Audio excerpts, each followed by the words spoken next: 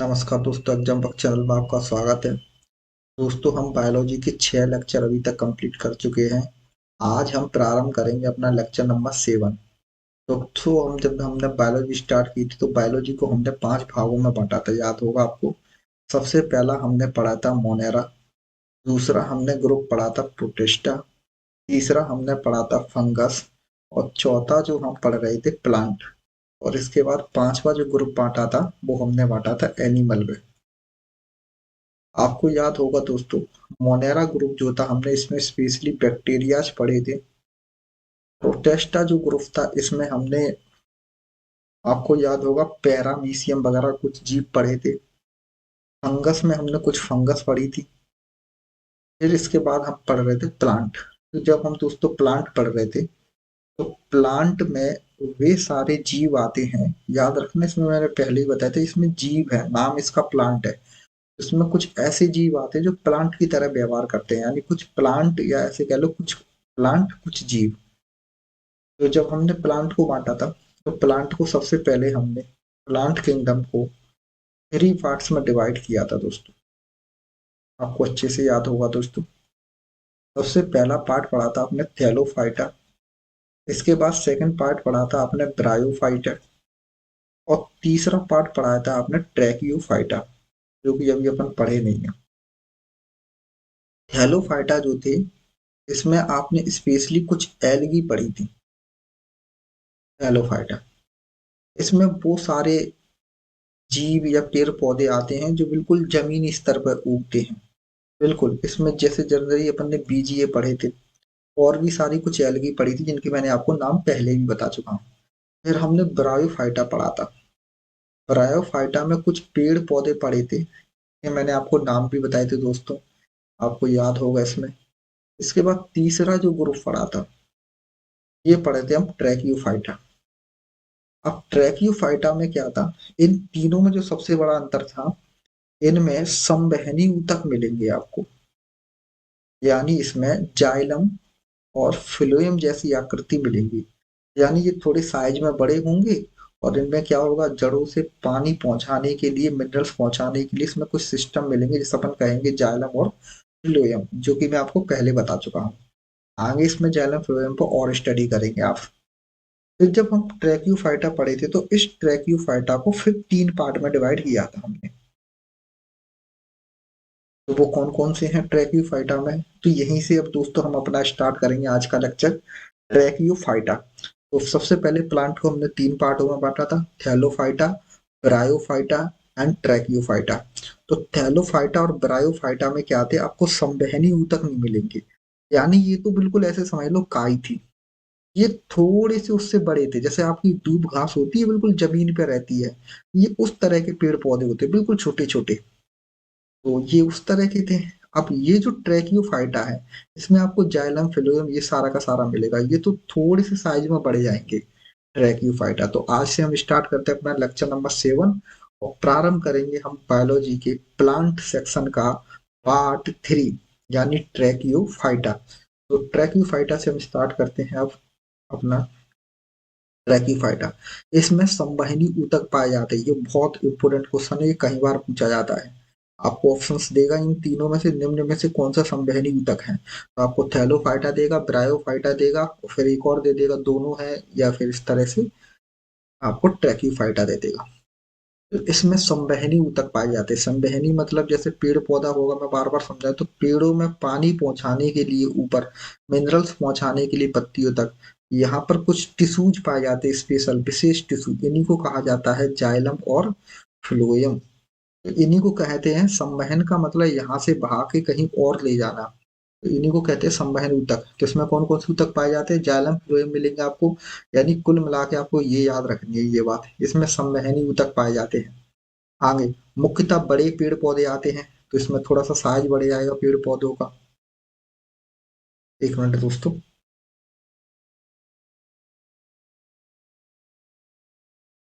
इसमें पेड़ पौधों का थोड़ा सा क्या होगा, साइज बढ़ जाएगा। ट्रैकियोफाइटा को आगे हम देखेंगे तो ट्रैकियोफाइटा को हमने फिर से 3 पार्टों में डिवाइड किया है। सबसे पहला पार्ट पढ़ेंगे तो इसमें मुख्यतः बड़े पेड़ पौधे आते हैं, ये मैंने आपको बता दिया। सबसे पहला पढ़ेंगे अपन टेरिडोफाइटा, दूसरा पढ़ेंगे जिम्नोस्पर्म और तीसरा पार्ट पढ़ेंगे अपन एंजियोस्पर्म। तो ये नाम क्लासिफिकेशन बेसिस याद रखना। प्लांट ग्रुप में आपसे कई बार क्वेश्चन पूछेगा कि निम्न में से कौन सा प्लांट ग्रुप का पार्ट नहीं है, तो थैलोफाइटा, ब्रायोफाइटा, ट्रैकियोफाइटा। फिर ट्रैकियोफाइटा के तीन पार्ट किए गए हैं, जिनका नाम है सबसे पहले टेरिडोफाइटा, फिर जिम्नोस्पर्म और फिर एंजियोस्पर्म। ये सारे नाम याद रखना आप दोस्तों। तो टेरिडोफाइटा सबसे पहला ग्रुप, इसमें पी साइलेंट रहता है इसलिए इसको टेरिडोफाइटा पढ़ते हैं। इसका नाम है जिम्नोस्पर्म, जिम्नोस्पर्म और तीसरा है एंजियोस्पर्म। देखते हैं, सबसे पहले पढ़ेंगे हम टेरिडोफाइटा। यहाँ से टॉप मोस्ट इंपोर्टेंट क्वेश्चन है ये टेरिडोफाइटा। इसमें पुष्प और बीज का निर्माण नहीं होता, यानी इसमें पुष्प और बीज नहीं आते, ना तो पुष्प आएगा ना बीज आएगा। तो फिर ये कुछ विशेष प्रक्रिया का इस्तेमाल करेंगे जिससे कि अपने ये अपने पेड़ पौधे और नए पेड़ पौधे बनाएंगे अपनी से। तो वो देखेंगे हम कौन सी है प्रक्रियाएं। इसके अंदर आपको ना तो पुष्प मिलेगा, ये क्वेश्चन बहुत आता है कि ऐसे कौन से पुष्प आपके कौन से ऐसे प्लांट है जिसके अंदर आपको पुष्प और बीज नहीं मिलते। तो सबसे पहला हम टेरिडोफाइटा, तो टेरिडोफाइटा में आपको पुष्प नहीं मिलेंगे और बीज नहीं मिलेगा, बीज का निर्माण नहीं होता इसमें। ये पशुओं के चारे के लिए काम आते हैं जनरली। जो छोटी मोटी घास आप देखते हो वो आपको जनरली ये मिलेंगे टेरिडोफाइटा के अंदर। फिर इसके सेकंड पार्ट आता है जिम्नोस्पर्म। इसमें क्या होगा, इसमें नग्न बीज मिलते हैं। अब नग्न बीज का क्या मतलब है, नग्न बीज का मतलब है जैसे ये प्लांट होगा, इसमें टहनी पत्तियां होंगी ऐसे, और इस पत्तियों में जो बीजे होंगे वो डायरेक्ट होंगे, इस पर कोई खोल नहीं मिलेगा आपको। जैसे आपने खजूर का पेड़ देखा हो तो उस पर जो बीज होता है ना, खजूर पे कोई खोल नहीं मिलेगा, ज्यादातर वो डायरेक्ट बीज मिलेगा। अब इसमें देखो, जैसे मैं इसमें इससे उदाहरण बताता हूँ, जैसे एंजियोस्पर्म होता है तो इसमें सब बीज सदैव फल के अंदर आता है। जैसे आपने अमरूद खाया होगा कभी, तो अमरूद जो होता है उसके अंदर बीजे होते हैं और बीजे के ऊपर आपको बिल्कुल फल मिलेगा। तो वो क्या करता है, उसकी सुरक्षा करता है बाहर से बीजों की। जैसे कि आपने सेब खाया होगा तो सेब के भी जो बीज मिलेंगे आपको अंदर मिलेंगे, अमरूद के बीज मिलेंगे। जैसे मैंगो आप खाओगे तो मैंगो की जो गुठली होगी उसके अंदर होगी, चारों तरफ फ्रूट होगा उसके, तो सुरक्षा कवर मिलेगा। तो इसमें क्या होता है, सुरक्षा कवर आपको ऐसा कुछ नहीं मिलेगा। तो इसमें वे पौधे आते हैं जिनमें नग्न बीज होते हैं, ये इंपोर्टेंट पॉइंट है। या बीजों पर खोल नहीं पाया जाता, तो ये है जिम्नोस्पर्म। अर्थात बीजांड, बीजांड मतलब यहाँ पर ऐसे जहां पर बीज भरे होते हैं उस पार्ट को कहते हैं बीजांड। जैसे अमरूद में ये वाला पार्ट होता है बीजांड, इसमें बीज भरे होते हैं बीजांड। जैसे पपीता में आप देखोगे तो पपीता होगा, पपीता के अंदर यहाँ बीज मिलेंगे आपको, तो इसी को बीजांड कहते हैं। तो बीजांड तथा उससे तथा उनसे विकसित बीज किसी खोल या फल में बंद नहीं रहते। तो इसका मतलब ना तो इनका खोल मिलेगा और ना ही कोई फल मिलेगा। तो इनके ऊपर ना तो कोई छिलका मिलेगा इनके बीजों के ऊपर, ना ही कोई खोल मिलेगा। ये जनरली सजावट के लिए काम आते। तो आपने देखा होगा गार्डन में कुछ पेड़ पौधे लगे होते हैं ऐसे जनरली, जिसमें कांटे कांटेदार पत्ते, तो खजूर जैसे पेड़ दिखाई देते हैं। ये जो खजूर जैसे जो पेड़ दिखाई देते हैं ना आपको, कम ऊंचाई वाले जो आपने गार्डनों में देखे होंगे जनरली सजावट के लिए काम आते, ये जो पेड़ होते हैं ना, यही है। तो सजावट के लिए ये पार्कों में जनरली लगे होते हैं। इन्हीं को कहा जाता है जिम्नोस्पर्म। तीसरा है एंजियोस्पर्म। तो ये बड़े सदैव बड़े फल, मतलब सदैव जो बड़े पेड़ पौधे होते हैं ना, फल लगते हैं, जैसे अमरूद हो गया आपका, ठीक है, झाड़ियां हो गई आपकी जैसे। तो मैंने आपको बताया था अमरूद का पेड़ हो गया, आम का पेड़ हो गया आपका, ठीक है, आपका बेर का पेड़ हो गया, जैसे बेर की गुठली होती है उसके ऊपर आपको मिलेगा पूरा का पूरा, जैसे तो उसके ऊपर पूरी लेयर होती है जैसे हम खाते हैं इस तरह से। तो हम पहला पार्ट पढ़ेंगे अपना टेरिडोफाइटा, ठीक है यहाँ तक। फिर मैं एक बार और फिर से रिपीट कर देता हूँ। सबसे पहले प्लांट को हमने कितने पार्टों में बांटा, तीन पार्टों में बांटा, हेलोफाइटा, ब्रायोफाइटा एंड ट्रैक्यूफाइटा। ट्रैक्यूफाइटा को फिर तीन फर्दर तीन पार्टों में डिवाइड किया गया। कौन कौन से, pteridophyta, gymnosperm and angiosperm. Pteridophyta जिसमें पुष्प नहीं मिलेंगे ना आपको बीज मिलेंगे, इसमें धीरे धीरे बीज आने लगेंगे लेकिन उस पर आपको बीज तो मिलेगा लेकिन बीज पर खोल नहीं मिलेगा। तीसरा पार्ट जो है एंजियोस्पर्म। अब एंजियोस्पर्म में क्या है, एंजियोस्पर्म में ना ही सॉरी, एंजियोस्पर्म में आपको बीज मिलेगा और बीज के ऊपर आपको खोल मिलेगा यानी फल मिलेगा देखा जाए तो। आगे करते हैं कंटिन्यू। सबसे पहला पढ़ते हैं टेरिडोफाइटा। टेरिडोफाइटा के बारे में बात करें, इसमें सबसे अधिक क्रोमोसोम पाए जाते हैं। ये क्रोमोसोम क्या होते हैं, तो जब मैं आपको सेल पढ़ाऊंगा तो सेल के अंदर फिर हम बताएंगे कि क्रोमोसोम्स होते क्या है। ऐसे समझ लो कि जो डीएनए होता है ना, डीएनए से बनते हैं क्रोमोसोम। तो डीएनए जब इकट्ठा और मोटा हो जाता है तो वहीं से बनता है क्रोमोसोम, तो डीएनए ही कह सकते हो आप एक तरह से। ठीक है। तो टेरिडोफाइटा, टेरिडोफाइटा इसमें सबसे अधिक क्रोमोसोम पाए जाते हैं। अब क्रोमोसोम इसमें सबसे ज्यादा क्यों पाए जाते हैं, मैंने बताया था ना, इसमें बीज होते हैं और ना इसमें आपको, देखो एक चीज आप नोटिस करना, ना तो इसमें पुष्प मिलेंगे आपको और ना ही इसमें बीज मिलेंगे। तो इसलिए बहुत सारे क्रोमोसोम्स निकालते हैं अपने अंदर से, और जिससे कि क्या करेंगे, अपना नया प्लांट बनाएंगे। तो इसके अंदर इसमें सबसे अधिक क्रोमोसोम पाए जाते हैं। ये इंपॉर्टेंट पॉइंट है टेरिडोफाइटा का। अगला देखते हैं। अब इनकी कुछ प्रजाति हैं, कुछ इसमें आने वाले पेड़ पौधे हैं, बस उनके नाम याद रखना आप, काफी है इतना, बस इसके नाम ही याद कर लेना। यह संवहनी ऊतक वाले पहले जमीनी पौधे हैं, ये भी आपको किसी से याद रखना है। तो संवहनी ऊतक मतलब, मैं आपको बता था जाइलम फ्लोएम जैसी संरचनाएं मिलेंगी। तो ये पहले ऐसे पौधे हैं जिनमें आपको क्या मिलेंगी, जमीनी पौधे जिसमें संवहनी ऊतक मिलेंगे। ये कुछ नाम है इसके। अगर आपसे पूछे कि निम्न में से कौन सा टेरिडोफाइटा है, तो बस आप नाम याद रखना। पहला है लाइकोपोडियम, तो लाइकोपोडियम एक टेरिडोफाइटा है। यूज मत याद करना क्या है क्या नहीं है इसका काम, ये नहीं पूछे जाते एग्जामों में। तो लाइकोपोडियम। इसके बाद है दूसरा, ठीक है, सिलेजिनेला। सिलेजिनेला, इसे भी याद कर लेना। पुनर्जनन का गुण पाया जाता है तथा इसे मेजों पर सजावट के लिए रखा जाता है। ये कोई इम्पोर्टेंट नहीं है, बस ऐसे ही पढ़ देना। बाकी ये नाम याद रखने हैं आपको, ये इम्पोर्टेंट है। तो कौन सा टेरिडोफाइटा है, तो लाइकोपोडियम और सिलेजिनेला। तीसरा जो है, हाँ, जिन पे स्टार लगा है थोड़ा सा उनको याद रखना, थोड़ा सा इम्पोर्टेंट रहते हैं। इक्विस्टम, इक्विसेटम, इक्विसेटम, इससे सोना प्राप्त किया जाता है।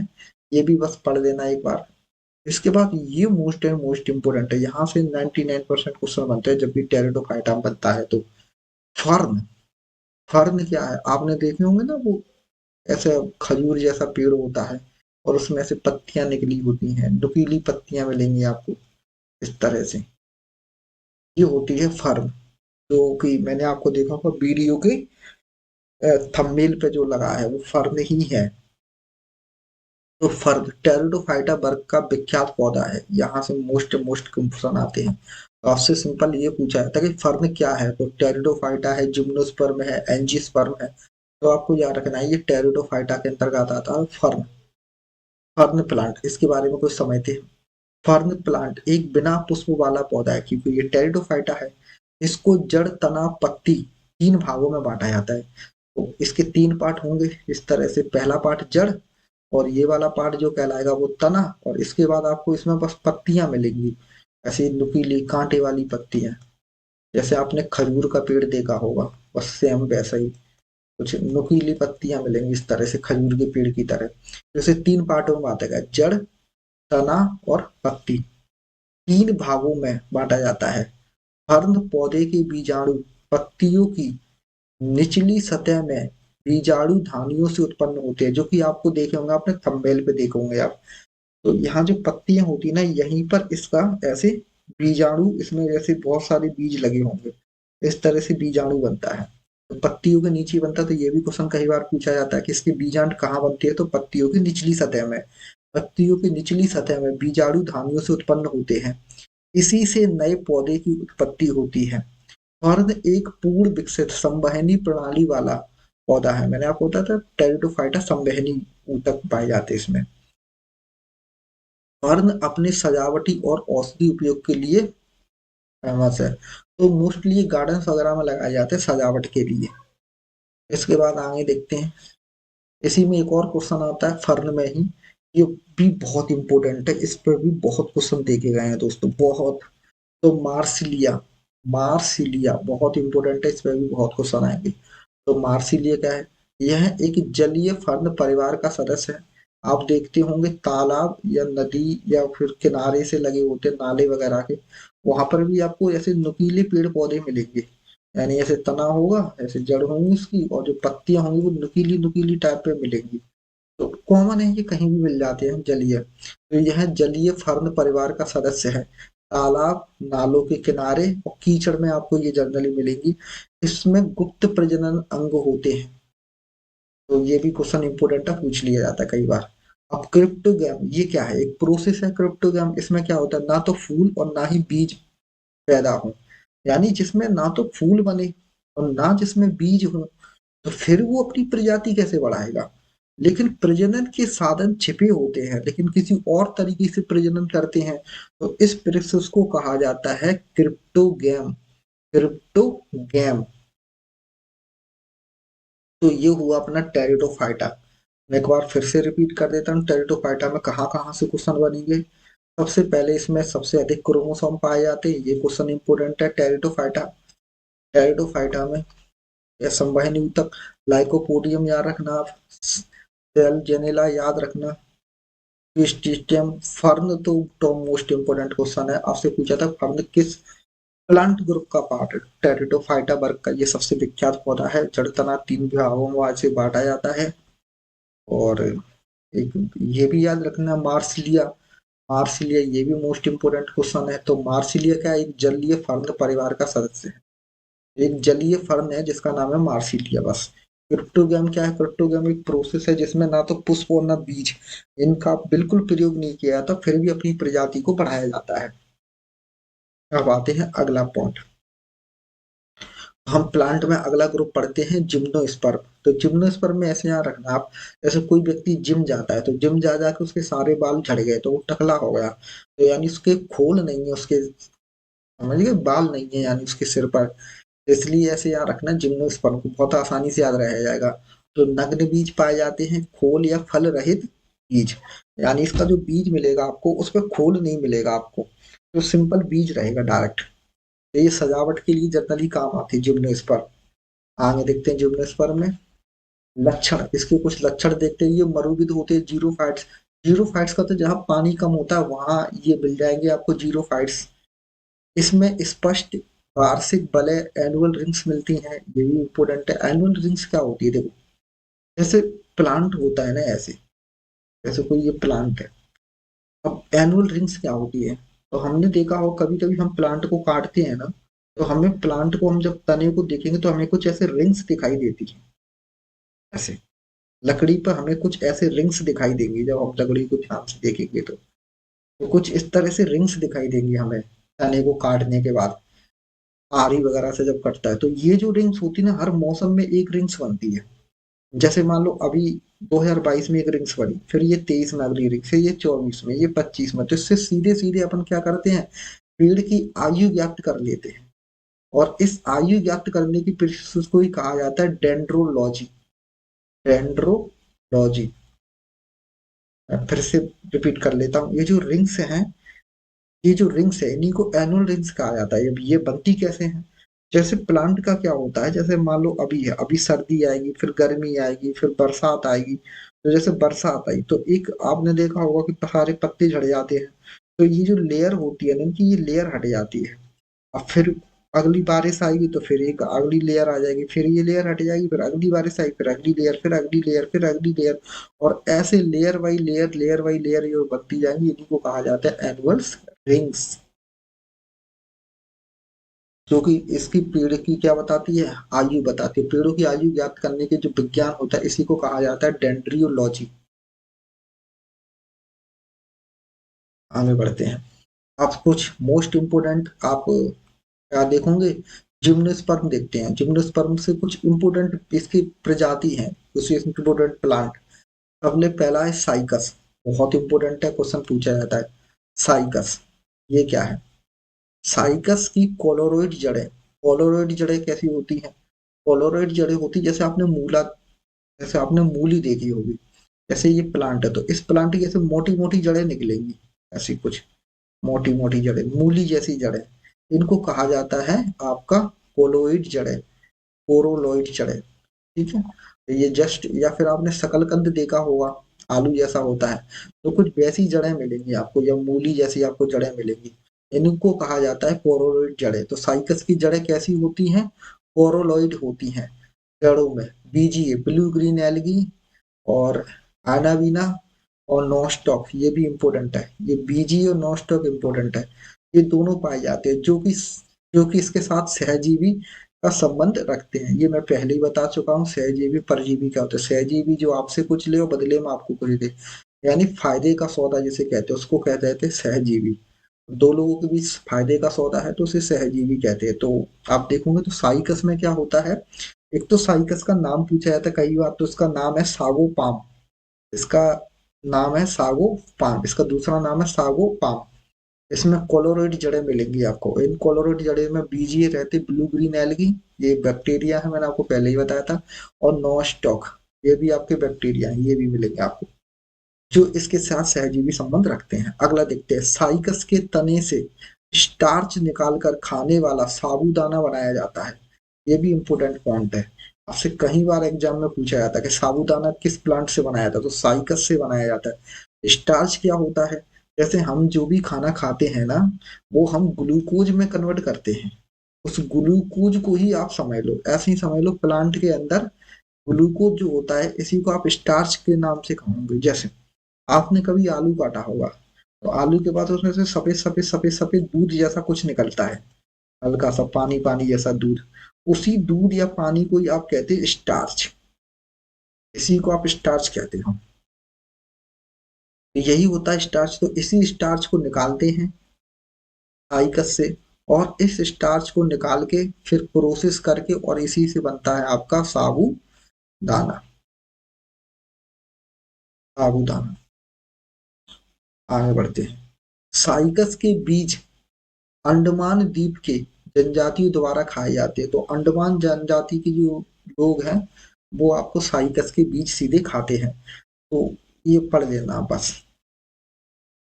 साइकस की पत्तियों से रस्सी बन और झाड़ू बनाई जाती है, ये भी पढ़ लेना। साइकस को जीवात, हाँ ये इंपॉर्टेंट है, साइकस को जीवित जीवाश्म कहा जाता है, लिविंग फोसिल्स कहा जाता है। इसका कारण है सर, क्या कारण है? इसे लगभग लगभग 2 मिलियन वर्ष से 2 मिलियन वर्ष पहले भी ये पौधा मिलता था, और आज भी ये पौधा मिलता है। मतलब ये सोच के देखो आप, 2000 साल पहले भी ये पौधा था, मतलब उससे भी, और 2 मिलियन, तो ये बहुत पुराना पौधा है। यानी तब भी ये मिलता था और आज भी ये मिलता है, इसीलिए इसको कहा जाता है लिविंग फॉसिल्स। यानी ये उस जमाने में भी जीवित था, आज से हजारों साल पहले, और आज भी ये जीवित है। इसलिए इस प्लांट को कहा जाता है लिविंग फॉसिल्स। यानी ये उस जमाने में भी जीवित था, आज से हजारों साल पहले, और अभी भी ये बरकरार है, अभी भी ये सरवाइव कर रहा है ये प्लांट। इसीलिए इसको कहा जाता है लिविंग फॉसिल्स। इसमें सबसे बड़ा बीजांड पाया जाता है। अब बीजांड क्या होता है? बीजांड होता है जहां पर बीज बनते हैं, जहां पर बीज का निर्माण होता है। जैसे ये बीज जहां पर इकट्ठा होकर बनेंगे, इस पूरे पार्ट को कहा जाता है बीजांड। जैसे महिला होती है तो इसको गर्भाशय कहते हैं। महिलाओं में क्या कहा जाता है? इसको गर्भाशय, जहां तक गर्भ रखा जाता है। तो और प्लांट में क्या होते हैं? वो बीज होते हैं, तो इसलिए इसको बीजांडसन कहा जाता है। तो इसमें सबसे बड़ा बीजांडसन मिलेगा आपको, ठीक है। यहाँ पर अंडाणु शुक्राणु रखे जाते हैं। तो साइकस आप याद रखना दोस्तों, साइकस से क्वेश्चन बनते हैं। एक बार फिर से रिपीट कर देता हूँ, साइकस एक टेरिडोफाइटा है। टेरिडोफाइटा में अगर आप देखोगे तो साइकस से 2-3 क्वेश्चन आते हैं। इसको इसकी जड़ें कोलोरॉइड मिलती हैं आपको, शिकरकंद जैसी मिलेंगी, और मूली जैसी कुछ जड़ें मिलेंगी आपको। इसका सागोपाम नाम है। इसके तने से स्टार्च निकालकर साबूदाना बनाया था। ये मोस्ट इंपोर्टेंट क्वेश्चन है। इसके बाद बाकी पढ़ लेना पॉइंटों को। हाँ, एक ये क्वेश्चन इंपॉर्टेंट है कि साइकस को लिविंग फॉसिल्स कहा जाता है, क्योंकि हजारों साल पहले भी जैसा था, आज भी वैसे ही है, और आज भी ये जीवित पौधा है। पाइनस, ये तो ठीक है, एक बार पढ़ लेना इसको, कोई समस्या। सबसे बड़ा बीजांड सब इसका पाया जाता है साइकस का। पाइनस, पाइनस भी बहुत इंपॉर्टेंट है। इसी को हिंदी में कहते हैं चीड़। तो बर्फीले स्थानों पर ये पाया जाता है। जब आप जम्मू कश्मीर में जाओगे ना, तो सबसे ज्यादा आपको चीड़ की लकड़ी मिलेगी। ये चीड़ का जो प्लांट होता है ना, ऐसा होता है कुछ कुछ, बहुत लंबा सा मिलेगा आपको, और इसकी पत्तियां नुकीली मिलेंगी, ऐसे टहनी मिलेंगी, उसमें ऐसे पत्तियां लगी रहती हैं। लंबी लंबी नुकीली पत्ती, कांटे जैसी पत्ती मिलेंगी आपको। और ये काफी लंबे लंबे होते हैं, बिल्कुल सीधे सीधे, अपने मूवियों में भी देखे होंगे। और ये इनका जो ऊपर का जो शेप होता है ना, बिल्कुल ऐसा कौन शेप मिलेगा, शंकु जैसा मिलेगा, ये शंकुआकार टाइप का ऐसे मिलेंगे ये प्लांट कुछ कुछ आपको। यानी यहाँ चौड़ी, यहाँ इनकी टहनी, फिर पतली, फिर ऐसे, फिर ऐसे, फिर ऐसे, फिर ऐसे, इस तरह से मिलेंगे आपको ये, इस तरह से प्लांट। तो ये कौन से में भी मिलते हैं, चीड़ की। तो बर्फीले स्थानों पर ये पाए जाते हैं, जैसे जम्मू कश्मीर, कैलिफोर्निया वगैरह। इसका यूज फर्नीचर में जनरली यूज होता है, और क्रिकेट के बल्ले बनाने में। ये क्वेश्चन इंपॉर्टेंट है, कई बार एग्जाम में पूछा है, क्रिकेट के बल्ले किस लकड़ी से बनाए जाते हैं। हालांकि आजकल तो बहुत से बनाए थे, लेकिन सबसे मैक्सिमम संख्या में जो क्रिकेट के बल्ले बनाए जाते हैं वो चीड़ की लकड़ी से ही बनाए जाते हैं। इसके बल्ले काफी हल्की लकड़ी होती है, काफी मजबूत होती है ये लकड़ी, हल्की प्लस मजबूत होती है। इसलिए चीड़ की लकड़ी से क्या बनाते हैं, क्रिकेट के बल्ले बनाए जाते हैं। चीड़ के वृक्ष से तारपीन का तेल निकाला जाता है, तारपीन का तेल निकाला जाता है, जो जनरली आपके ट्रांसफार्मर वगैरह जो होते हैं ना, लाइट वाले, उनमें बनाया जाता है तारपीन का तेल। तो ये तारपीन का तेल प्राप्त किया जाता है। चीड़ के वृक्ष से चिलगोला प्राप्त किया जाता है। तो अब मोस्ट इंपोर्टेंट क्वेश्चन है ये चिलगोला वाला। तो आपसे कई बार पूछा जाता है कि चिलगोला किसे कहा जाता है, तो चीड़ के वृक्ष से जो चिलगोला प्राप्त किया जाता है, इसे जिम्नोस्पर्म का मेवा कहा जाता है, मेवा। बहुत इंपॉर्टेंट है ये, कई बार पूछा था कि जिम्नोस्पर्म का मेवा किसे कहा जाता है, तो चिलगोला। चिलगोला क्या है, चिलगोला कुछ नहीं है, जो प्लांट है ना, इसमें कुछ ऐसे बीज लगते हैं, जैसे खजूर के आपने देखे होंगे। ठीक है, तो ऐसे ही इसमें बीज लगते हैं, इन्हीं बीजों को ही कहा जाता है आपका चिलगोला। जैसे आपने देखा होगा बादाम होता है, बादाम के ऊपर खोल मिलेगा मजबूत सा, उसे फोड़ेंगे तो फिर उसके अंदर बादाम निकलेगा। तो ठीक वैसे ही कुछ कुछ मिलता है आपको ये। जैसे चिया सीड आपने देखे होंगे, तो ठीक वैसे दिखाई देते हैं आपको ये। ठीक है दोस्तों, तो ये आपसे क्वेश्चन इंपोर्टेंट है, ये आपसे एग्जाम में पूछा जाता है कि चिलगोला किसे कहा जाता है, या ये क्वेश्चन ज्यादा आता है कि जिम्नोस्पर्म का मेवा किसे कहा जाता है, तो याद रखना आप चिलगोला। आगे बढ़ते हैं। पाइनस, पाइनस के परागकण के कारण बादल पीले पड़ जाते हैं, ये क्वेश्चन भी बहुत मोस्ट इंपोर्टेंट है। तो पाइनस के परागकण, परागकण क्या होते हैं, यानी इस, जैसे ये प्लांट होता है, इसके अंदर होते हैं सीड्स, और ये सीड्स हवा में उड़ते हैं, फिर दूसरे पेड़ पे जाएंगे, और फिर इस पे जाके निषेचन होगा, फिर ये प्लांट बन के तैयार हो जाएगा। तो इसी को कहते हैं परागकण। परागकण मतलब जिनके कारण क्या होता है, पॉलीग्रेन जिन्हें अपन कहते हैं। तो यहाँ से ये उड़ के जाएंगे हवा या किसी कीट पतंग वगैरह से चिपक के, और फिर ये अगले प्लांट पे जाएंगे, और प्लांट पे निषेचन होगा, और निषेचन होके एक नया प्लांट बन के तैयार हो जाएगा। तो पाइनस के परागकण के कारण बादल कैसे पड़ जाते हैं, पीले पड़ जाते हैं, इतनी बहुत संख्या में ये निकलते हैं। कवक युक्त पाइनस की जड़ को, ठीक है, माइको माइकोराइजल रूट्स कहा जाता है, कहते हैं। पढ़ लेना इसको। हाँ, ये नाम इंपोर्टेंट याद रखना है। टैक्सोडियम मैक्सिकम, ये क्या है, टैक्सोडियम मैक्सिकम, ये भी एक जिम्नोस्पर्म है।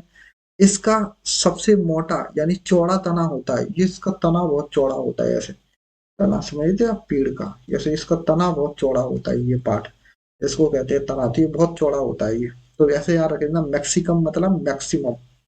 सिकोया सैमर बिरेंस, ये भी पूछ लिया जाता है कई बार। तो इसे रेडवुड ऑफ कैलिफोर्निया कहा जाता है। यह वनस्पति जगत का सबसे लंबा पौधा है, काफी लंबाई होती है इसको, 120 मीटर तक लंबा होता है।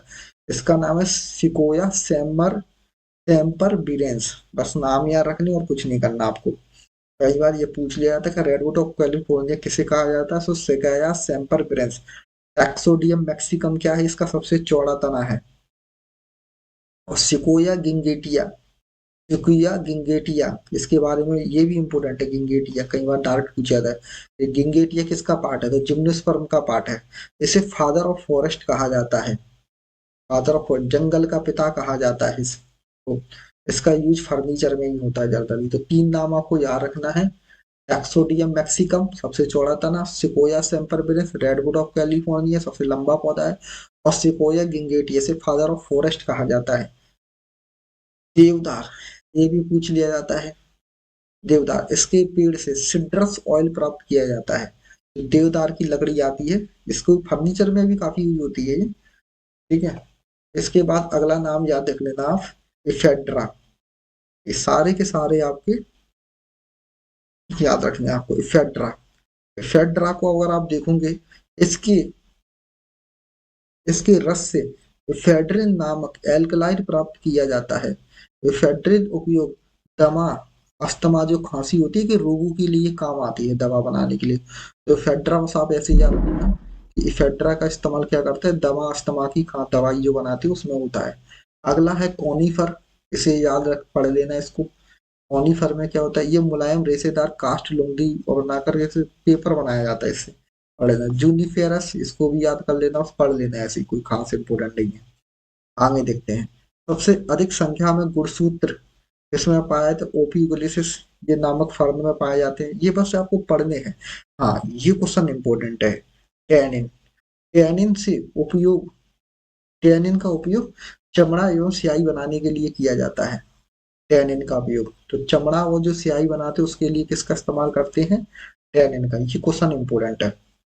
ये भी क्वेश्चन इंपॉर्टेंट रीजन, ठीक है। और इस ये इंपॉर्टेंट है, इसको एक बार पढ़ लेना बस आप। तो कुछ शंकु पौधों से रेजिन प्राप्त किया जाता है। रेजिन क्या होता है, रेजिन एक लिक्विड होता है जो जनरली आपने देखी होगी कार पे पॉलिश करते, हीरो को जो पॉलिश वगैरह की जाती है ना, ये पॉलिश के काम आता है। या लकड़ी वगैरह पर पॉलिश करते हैं, जब कुछ पत्थरों पर पॉलिश करते हैं, चमकीले पत्थर संगमरमर वगैरह पे जो पॉलिश होती है, वो जो पॉलिश करने के लिए काम आता है, वो रेजिन से ही प्राप्त किया जाता है, रेजिन ही होती है वो। शंकु पौधे जो मैंने आपको बताया था, ये चीड़ के वृक्ष, इसको जो सेब मिलेगा वो ऐसा मिलेगा। इसी चीड़ के वृक्ष को ही कहा जाता है शंकु वाले पौधे। शंकु सेब में है। इसके बाद अगला पार्ट है अपना तीसरा, एंजियोस्पर्म। अगर मैं एंजियोस्पर्म की बात करूं तो इसका नाम ही है आवृत बीजी। तो संवहनी ऊतक मिलेंगे, फल मिलेंगे, बीज के अंदर खोल मिलेगा। यानी ये जैसे कह सकते हैं अमरूद आप, तो अमरूद के अंदर आपको बीज मिलेंगे और बीज के बाहर बकायदा खोल मिलेगा, और उसमें आपको फल भी मिल जाएंगे, फूल भी मिल जाएंगे, तो उसमें सब कुछ मिल जाएगा। तो एंजियोस्पर्म की बात करते हैं। इसमें बीज कैसा होता है, ढका हुआ होता है। ऐसे पौधे जिनमें बीज सदैव खोल के या फल के अंदर आता है, उन्हें क्या कहा जाता है, एंजियोस्पर्म। यहाँ से क्वेश्चन कब बनते हैं, सबसे ज्यादा जो क्वेश्चन बनते हैं वो टेरिडोफाइटा और जिम्नोस्पर्म से बनेंगे दोस्तों। ये साग यानी हफ्स, झाड़ियां तथा वृक्ष तीनों प्रकार के होते हैं। यानी आपको झाड़ियों भी मिल जाएंगे, प्लांट भी मिल जाएंगे, आपको छोटे छोटे पौधे भी मिल जाएंगे, तीनों प्रकार से मिल जाते हैं। इसमें प्रजनन अंग क्या होता है, पुष्प। और यही आपको पढ़ना होगा आगे चल के। आगे चल के हम पढ़ेंगे ये पुष्प के द्वारा प्रजनन कैसे होता है। इसमें दोहरा निषेचन होता है, ये भी देख लेना आप।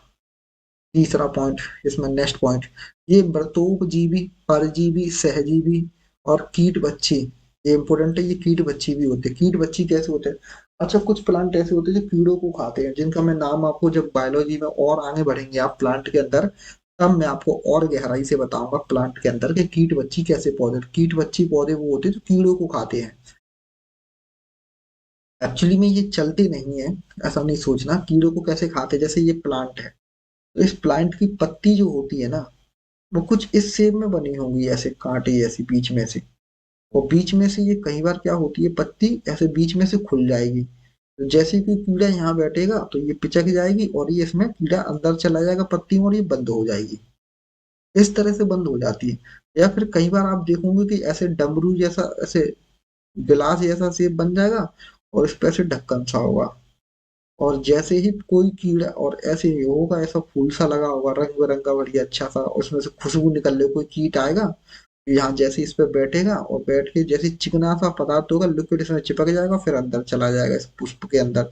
ऊपर से ये ढक्कन लग जाएगा और इसी में चिपचिपी जेल में चला जाएगा, और फिर ये कीड़ा इसमें मर जाएगा।